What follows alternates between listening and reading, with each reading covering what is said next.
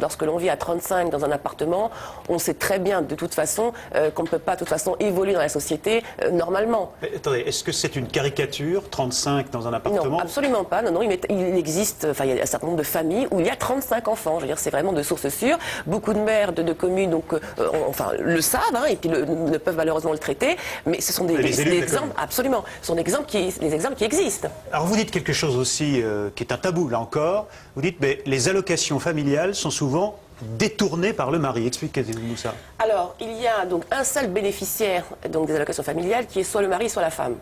Là, ce qui se produit, c'est que les allocations familiales sont versées au mari, qui reconnaît bien évidemment tous les enfants, et les femmes, elles, on leur confisque ces prestations familiales. Donc elles vivent avec rien pour leurs enfants. Mais c'est pourquoi faire alors l'usage de cet argent s'il est confisqué par le mari, par exemple? Bah, écoutez, soit en général cet argent-là donc est rapatrié dans le pays d'origine parce qu'ils ont aussi des obligations là-bas qui sont essentiellement donc familiales, et les enfants malheureusement n'en bénéficient pas de toute façon, puisqu'on voit souvent des enfants qui sont complètement mal nourris, un problème de malnutrition. En France même. En France même, à Paris même. Parce qu'il n'y a plus assez d'argent dans le budget. Parce qu'effectivement le budget donc n'est pas, est renvoyé dans le pays d'origine, tout à fait.